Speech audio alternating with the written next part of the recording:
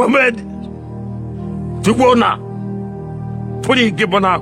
So kutoka kwenye short story ya Gabo ambayo ameipa jina la Mwamindi, na tutajua Mwamindi ni nani. Hii ni scene ambayo mimi nimeipenda sana na imenikumbusha mbali sana wakati nimemwona katika short film yake pia ilikuwa inaitwa Bado Natafuta. Lakini kabla sijaangalia hii scene kwa pamoja ndio mwenyewe upate ile feeling, nikwambie kuhusu Mwamindi kidogo tu. Mwamindi ni mmoja wa wakulima wakubwa sana pale Isimani Iringa, na kipindi hicho ambapo kulikuwa kuna sera ya ujamaa inaendelea kuenezwa na baba wa taifa nikizungumzia Nyerere, kuna moja wa mkoa ambaye alihamishwa kutoka kwenye mkoa uliokuwepo sijui ni Kilimanjaro au Mtwara something like that, ambaye alitoka huko na kuingia mpaka pale Isimani Iringa, na ndio alikuwa RC kipindi hicho, ilikuwa mwaka 1971 ambapo alikuwa anaendelea sasa kuendeleza ile sera ya ujamaa, na ilikuwa kwa wakulima wakubwa pale Iringa. Kulikuwa kuna wakulima wakubwa pia, wakulima wakubwa ambao wanamiliki ekari nyingi, ilibidi wapunguze kufikia mpaka ekari 4 tu ili mradi wananchi wengine pia waweze kumiliki mashamba. Yeye huyu Mwamindi anaitwa Said Mwamindi alikuwa anamiliki ekari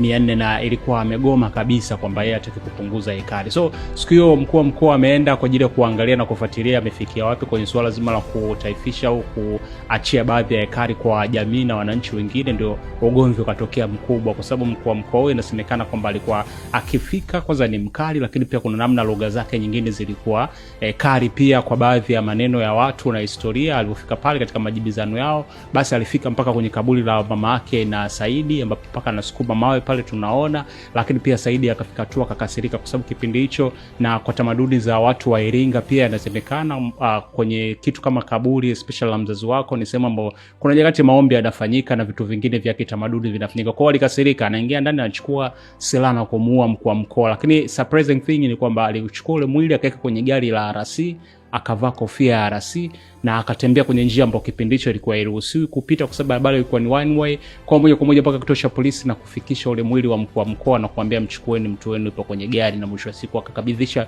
silaha yake na mwenyewe wakamkamata. So kongole kwa Gambo kwa kuileta history, na nikwambie tu katika story ambazo mimi nimefurahi kuiona ni hii, kwa sababu wenzetu pia wanatoa story based on true event, based on novels, based on vitabu mbalimbali, based on nikizungumzia biopic watu maarufu mbalimbali. Kwa nafikiri hii itafungua pia milango kwa producers, lakini pia production houses nyingine zote kuendelea kutoa vitu kama hivi. This is interesting. Okay, tukaangalie scene ambayo mimi nimeipenda na ambapo najua Gabo hajaye kudondosha kwenye maeneo hayo hata kidogo.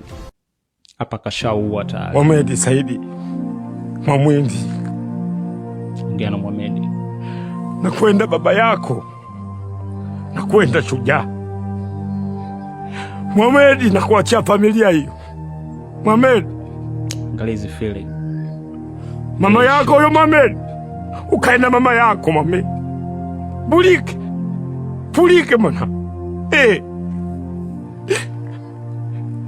Kaondoka baba yako.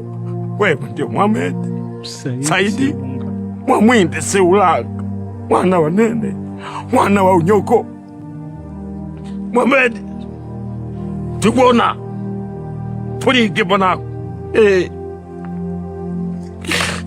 Wacha de.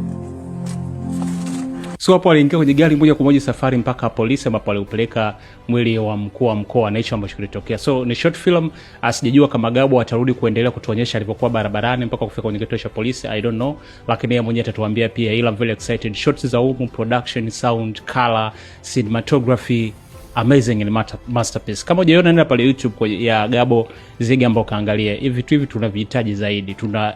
Tuna uwezo pia wa kuingia kwenye stories na tukaachana tu na issue nyingine za mapenzi. Mimi ni Active Man.